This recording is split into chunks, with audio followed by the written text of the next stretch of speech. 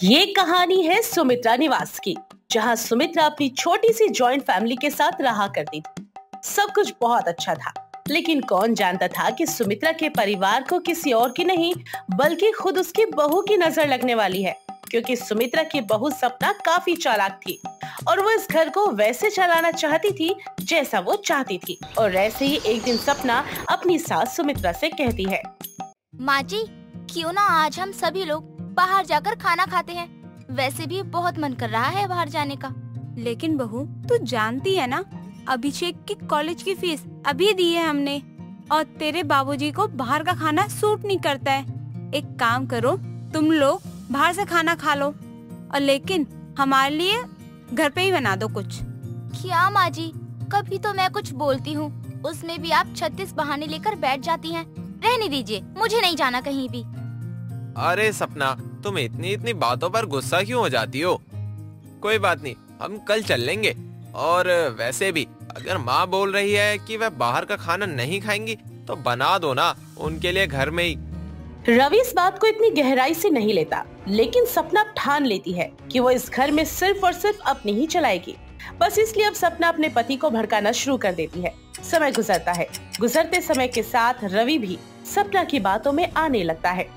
वैसे तो राम भी अब अपनी खुद की दुकान चला रहा था, पर सुमित्रा का बड़ा बेटा हमेशा यही दावा करता कि घर की पूरी जिम्मेदारियां मानो उसी के कंधे पर हैं। और ऐसे एक दिन पूरा परिवार एक साथ बैठकर खाना खा रहा था। तभी राम मजाक में अपने बेटे बहू से कहता है, अरे रे रे, आज फिर ये सादा दाल चावल। अरे बहू, लगता है तू मेरा शुगर बढ़ाना चाहती है, तभी तो चावल खिलाती रहती है मुझे। अरे पिताजी, आपका क्या शुगर बढ़ेगा? शुगर तो मेरे इनका बढ़ेगा, जिनको घर की इतनी चिंता है। अब अकेले घर को संभाल रहे हैं, ऊपर से इनकी सैलरी इतनी ज्यादा नहीं है कि इतना बड़ा परिवार संभाल सके। और आपकी दुकान से आते ही कितने पैसे हैं? जो भी पैसे आते हैं वो आपके और माँ जी की दवाई में चले जाते हैं। और हाँ पिताजी, अगर आपको कुछ अच्छा खाने का शौक चढ़ा है ना, तो एक काम कीजिए, घर में राशन भरवा के रख दो। अरे बहू, अरे बेकार में तू नाराज हो रही है। तेरे पिताजी ना बस मजाक ही कर रहे थे। माँ, अब तुम पिताजी की साइड लेने मत बैठो। तुमको भी पता है कि पिताजी कैसी बातें कर रहे हैं। अरे कैसी बात कर रहा है बेटा? अरे तेरे पिता ना बस छेड़ ही रहे थे, इसमें गलत क्या बात हो गई? पहली बात तो ये कि अब पिताजी की उम्र नहीं रही कि वह अब अपनी बहू को छेड़े। और तो और अब पिताजी बात भी ऐसे ही करते कि हर वक्त बस उनकी बातों से गुस्सा ही आता है। और सपना ने क्या ही गलत कहा है आखिर? अरे बेटा, कोई किसी की साइड नहीं ले रहा है। अरे तू अपनी बीवी की साइड ले रहा है। अरे बीवी के चक्कर में तू हमसे लड़ रहा है, अपने माँ बाप से जिसने तुम्हें बोलना सिखाया तो उनसे ही बहस कर रहा है। अरे अपने बाप से बोलने का तरीका है तेरे को? कैसे बात कर रहा है तू? अरे मुझे बहू की बात का बुरा नहीं लगा, तुम लोग बेवजह बात को बढ़ा रहे हो। अरे सुमित्रा, हमारा बेटा बिल्कुल सही कह रहा है। अरे घर की सारी जिम्मेदारी तो रवि ने उठा रखी है। छोटा बेटा तो पढ़ाई लिखाई में लगा हुआ है, वो अभी क्या ही करेगा। और जब कभी भी मैं दुकान पे नहीं जा पाता तो बेचारे रवि को अपने काम से छुट्टी लेकर दुकान संभालना पड़ता है, तो उसका गुस्सा जायज है। राम अपनी बहू बेटों की बातों को इग्नोर कर देता है और उन्हीं को बढ़ावा दे देता है ताकि घर में शांति बनी रहे। समय यूं ही गुजरता है और समय के साथ सपना रवि के और भी ज्यादा कान भरने लगती है। देखो जी, आप ना बहुत भोले हो, और इस समय में ना एक भोले इंसान को बेवकूफ कहा जाता है, ना कि समझदार। अब क्या हो गया? अब किस बात को लेकर लेक्चर देने लग रही हो? अब तो मैं तुम्हारा ही साथ देता हूँ हमेशा। अरे मूर्ख आदमी, अगर मैं तुम्हें लेक्चर ना दूं तो क्या करूं? कुछ दिनों में तुम्हारी भाई की पढ़ाई खत्म हो जाएगी, फिर वो शादी ब्याह करके बैठ जाएगा और घर में हिस्सा मांगने लगेगा। बचपन से इस घर को आपने संभाला है, आपने अपनी पढ़ाई बीच में ही छोड़ दी और माँ बाप की मदद करने के लिए काम करने लगे।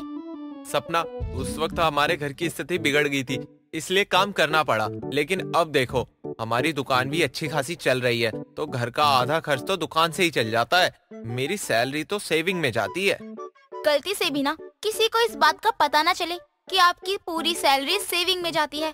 और मेरी बात ध्यान से सुनो, अभिषेक की पढ़ाई खत्म होने से पहले सारी जमीन और जायदाद, यहाँ तक कि दुकान भी माँ जी और पिताजी को बहला फुसलाकर अपने नाम करवा लो। और हाँ, ये 20-25 हजार की नौकरी छोड़कर ना दुकान पर बैठो। अगर तुमने ऐसा नहीं किया ना तो आगे जाकर अपने सर पर हाथ रख के रोने के अलावा कुछ नहीं बचेगा तुम्हारे पास, क्योंकि तुम्हारा छोटा भाई अभिषेक कुछ ज्यादा ही चालाक है। वो तुम्हारे बाप को बहला फुसला के ना सब कुछ अपने नाम कर लेगा। तुम सही कह रही हो, जितना मैं ऑफिस में बैठकर कमाता हूँ उससे 2 गुना मैं दुकान से कमा सकता हूँ। अगर पिताजी घर में बैठ जाएं तो वह दुकान हमारी हो जाएगी। सपना और रवि दुकान को हथियाने की सोच लेते हैं और धीरे धीरे अपने माँ बाप की झूठी सेवा करते हैं। अरे पिताजी, आपका शुगर दिन बर दिन बढ़ते जा रहा है। आपको दुकान पर बैठने की जरूरत नहीं है। मैं अपनी नौकरी छोड़ रहा हूँ। अब मैं ही दुकान संभाल लूंगा। घर भी मेरे ऊपर है, दुकान भी मैं संभाल लूंगा। आखिर मैं घर का बड़ा बेटा जो हूँ, घर की जिम्मेदारियां तो मुझको ही संभालनी है ना। अरे बेटा, मैं काम छोड़ के घर पे बैठ के क्या करूँगा? अभी मेरे हाथ पाँव सलामत है और जब तक ये सलामत है मुझे काम करने दे। क्या पिताजी, आपको तो खुश होना चाहिए। इस जमाने में भी आपको राम जैसा बेटा मिला है और आप हैं कि नखरे दिखा रहे हो। आप बस आराम से घर में रहिए, रवि जी है ना, सब संभाल लेंगे वो। अजी मान भी जाओ ना, इतना क्यों गुस्सा कर रहे हो अपने बेटे बहू पर? अरे आप तो अच्छे के लिए ही करते हो ना सब कुछ, थोड़ी ना किसी के लिए बुराई करते हो आप। अरे आप पिता हो, घर के बड़े हो, आप किसी का बुरा थोड़ी चाहोगे। सुमित्रा और राम अपने बेटे बहू की बातों में आ जाते हैं और अब घर में वही होता है जो रवि और सपना चाहते थे। समय यूं ही गुजरता है। धीरे धीरे समय के साथ बड़ी ही चालाकी से रवि और सपना सारी प्रॉपर्टी और दुकान सब कुछ अपने नाम करवा लेते हैं। पिताजी, दुकान कुछ दिनों से सही नहीं चल रही है, तो मैं सोच रहा हूँ दुकान को रजिस्टर करवा लूं, ताकि हम अपनी दुकान को बड़े पैमाने पर ला सके, जिससे कि मुनाफा भी ज्यादा होगा और हमारी दुकान बड़े पैमाने पर आ जाएगी। और इनके लिए ना ये कुछ कागज हैं दुकान के, इस पर आपके साइन चाहिए। पिताजी, साइन कर दीजिए इन पर।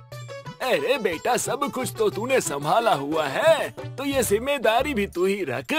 अच्छा बता, कहाँ साइन करना है? मैं तो तुझे अपना बेटा नहीं, अपने जिगर का टुकड़ा मानता हूँ, तुझ पे बहुत यकीन करता हूँ। तू जहाँ बोलेगा साइन करने, मैं आंख बंद करके कर दूंगा। ला, कहाँ साइन करना है दे। राम आंख बंद करके अपने बेटे पर विश्वास करता है। रवि अपने माँ बाप से उन्हीं का घर जमीन छीन लेता है। समय यूं ही गुजरता है। अभिषेक की पढ़ाई पूरी हो जाती है। देखते ही देखते अभिषेक की एक छोटी सी नौकरी लग जाती है। अभिषेक की नौकरी लगने के बाद सुमित्रा अपने छोटे बेटे के हाथ पीले करने के बारे में सोचती है। अरे सपना बहू, तेरा देवर भी ना अब काम करने लग गया है। मैं ना सोच रही हूँ कि एक ना तेरी देवरानी ले आऊं। तेरी नजर में कोई लड़की है तो बता ना मुझे। माँ जी, आपने तो मेरे मुंह की बात छीन ली। मैं भी तो यही कहने वाली थी। और मेरा तो मानना ये है ना कि देवर जी की जितनी जल्दी शादी होगी वो उतनी जल्दी समझदार होंगे। आखिर कब तक नितिन के पापा ही घर चलाते रहेंगे। सपना भी चाहती थी कि उसके देवर की शादी बड़ी जल्दी से हो जाए, ताकि देवर देवरानी को इस घर से निकाल सके। क्योंकि अभी तक अभिषेक की शादी नहीं हुई थी, इसलिए ना चाहते हुए भी सपना अपने देवर को झेल रही थी। बहुत जल्दी अभिषेक की शादी हो जाती है और शादी होते ही सपना हर चीज पर सिर्फ अपना अधिकार जमाती है और अपनी देवरानी को हर समय ये एहसास करवाती है कि उसका पति कितना निकम्मा है। ऐसे एक दिन नेहा का कचौरी खाने का दिल करता है, इसलिए वो घर में सभी के लिए कचौरियाँ बनाने लगती है। तभी वहाँ पर सपना आकर नेहा से कहती है, ये क्या बना रही हो तुम? अरे तुम्हें पता नहीं है कि कितना बड़ा परिवार है। अरे घर में कुछ महंगी चीजें बनाने से पहले सोच तो लिया करो। एक तो तुम्हारा पति 10-15 हजार की नौकरी करता है और 10-15 हजार की नौकरी से घर नहीं चलता है। कैसे तुम्हारे जेठ जी ने इस घर को संभाला है और इस घर की हर जरूरत को पूरा करते हैं, ये बात सिर्फ वही जानते हैं। दीदी, मैं तो सिर्फ कचौड़ियाँ बना रही थी। मैंने बाहर से कुछ महंगी चीज़ नहीं मंगाई है और सारा सामान घर पे ही था, तो मैंने सोचा कचौड़ियाँ बना लूँ। वैसे भी घर में हमेशा सादा खाना बनता है, तो कचौड़ियाँ बना लूँगी तो कुछ अलग हो जाएगा। मेरी प्यारी देवरानी, अगर इतना ही कचौड़ी पिज्जा बर्गर खाने का जी चाहता है ना, तो अपने पति को कहो कि ज्यादा पैसे कमाए। जब तुम्हारा पति घर चलाएगा ना, तब तुम्हें पता चलेगा कि घर को कैसे चलाया जाता है। सपना नेहा को छोटी सी बात के लिए ताना देकर चली जाती है। समय यूं ही गुजरता है। समय के साथ सपना के भाव भी बढ़ जाते हैं। ऐसे एक दिन वॉशिंग मशीन खराब हो जाती है और नेहा अपनी जेठानी से कहती है, दीदी वॉशिंग मशीन खराब हो गई है, तो मैं क्या सोच रही थी कि पुरानी वॉशिंग मशीन देकर नया वॉशिंग मशीन ले आई क्या? अगर मशीन खराब हो गई है नेहा, तो भगवान ने तुम्हारे हाथ तो खराब किए नहीं है। हाथ से कपड़े धो लो। तुम्हारा पति तो कुछ कमाता नहीं है। अगर वो कमाता होता ना, तो तुम जाकर मांग लेती उसी से पैसे और ले आती वॉशिंग मशीन। घर के हालात अभी ठीक नहीं है। और हाँ, तुम्हारे जेठ जी ना कुछ दिनों में नया वॉशिंग मशीन ले आएंगे। तब तक एक काम करो, अपने हाथों का यूज करो। दीदी आप हर समय ऐसा क्यों कहती हैं कि जेठ जी सब कुछ करते हैं और अभिषेक जी कुछ नहीं करते? अभिषेक जी अपनी सारी सैलरी आपको देते हैं, उसमें से एक भी पैसा अपने पास नहीं रखते हैं।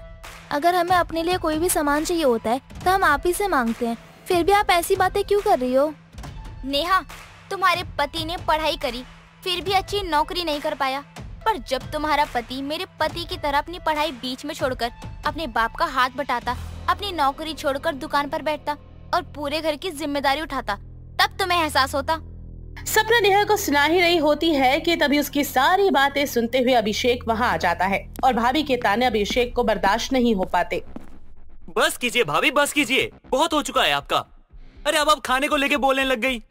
अरे चाहे मैं 15,000 कमाऊं चाहे 20,000 कमाऊं, जो भी कमाता हूँ आपको लाकर दे देता हूँ। इस घर में मेरा भी हिस्सा बनता है। माँ पापा, मुझे मेरा हिस्सा चाहिए और नहीं रहना मुझे भैया भाभी के साथ। अरे इनके लिए कुछ भी करो, कितना भी करो, ये लोग तो मानते ही नहीं है। मैं मेरी पत्नी इनके लिए कितना कुछ करते हैं, फिर भी ये लोग एहसान नहीं मानते हमारा, उल्टा हमें बेइज्जत करने के बहाने ढूंढते रहते हैं। अरे तू कौन सा हक मांग रहा है? तेरा कोई हिस्सा नहीं है। ये घर, ये दुकान सब कुछ मेरा बनाया हुआ है। भले ही दुकान पापा ने शुरू की थी, उसको इतनी ऊंची मुकाम पर मैं लेकर गया हूँ। और वैसे भी ये सब कुछ मेरे नाम पे है। पापा की वसीयत मैंने मेरे नाम करवा ली है, इसलिए घर जमीन में से तो कुछ नहीं मिलने वाला। पर हाँ, मैं दुकान में से तुझे अपनी कमाई का 10% दे सकता हूँ। आखिर तू छोटा भाई है मेरा, और इतना एहसान कर रहा हूँ ना, इसी में गुजारा कर लियो अपनी बीवी के साथ रहकर। भैया मुझे आपकी खैरात नहीं चाहिए, ये जो आप दे रहे हो ना ये भीख, ये भी आप अपने पास ही रखिए, मुझे कुछ नहीं चाहिए। अब कल सुबह होते ही मैं अपनी पत्नी को लेकर ये घर छोड़ के चला जाऊंगा, मुझे नहीं रहना आपके साथ। अभिषेक सोच लेता है कि वो अपने भैया भाभी के ताने सुनकर इस घर में नहीं रहेगा, इसलिए अभिषेक अपना हिस्सा छोड़कर अपनी बीवी के साथ सुबह होते ही घर छोड़कर निकल जाता है। वहीं अब सपना अपने सास ससुर से घर के काम करवाने लगती है। ये देखकर सुमित्रा को जरा भी अच्छा नहीं लगता और वो रोते हुए राम से कहती है, हमारा बेटा हमारे साथ ऐसा करेगा, हमने सोचा भी नहीं था। हमने जिस बेटे को पाला पोसा, उसी ने हमारे साथ ऐसा विश्वासघात किया। अरे उससे तो हमसे धोखेबाजी कर कर हमसे सारी की सारी जायदाद उससे हमसे छीन ली। भगवान उसको सजा जरूर ही देगा। अजी सुनिए, उन लोगों के पास हम बिल्कुल भी नहीं जाएंगे, हम कहीं और चले जाएंगे, लेकिन उसके पास बिल्कुल नहीं जाएंगे। अरे भाग्यवान, हमारे पास यहाँ रहने के अलावा कोई दूसरा रास्ता है ही नहीं, क्योंकि रवि ने सब कुछ अपने नाम करवा लिया है और अभिषेक के पास जा नहीं सकते। वो हमें पता नहीं गलत समझ रहा होगा, इसीलिए हम यहाँ रहने को मजबूर हैं। तो क्या हो गया जी?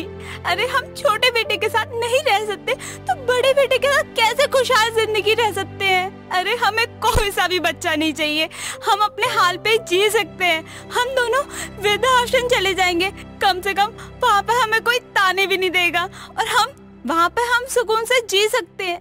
इस तरह सुमित्रा और राम ठान लेते हैं कि अब वो लोग रवि के साथ नहीं रहेंगे। अगले ही सुबह सुमित्रा और राम सब कुछ छोड़कर चले जाते हैं। रास्ते में उन्हें अभिषेक मिल जाता है। अपने माता पिता की ऐसी हालत देखकर वो बहुत रोता है।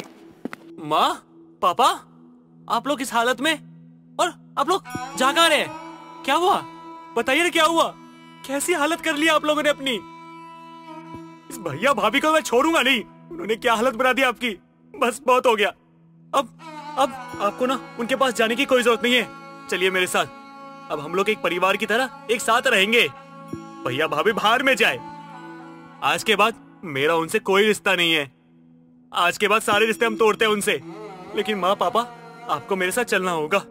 अगर आपने मना किया ना तो आप मेरा मना हुआ मुंह देखोगी।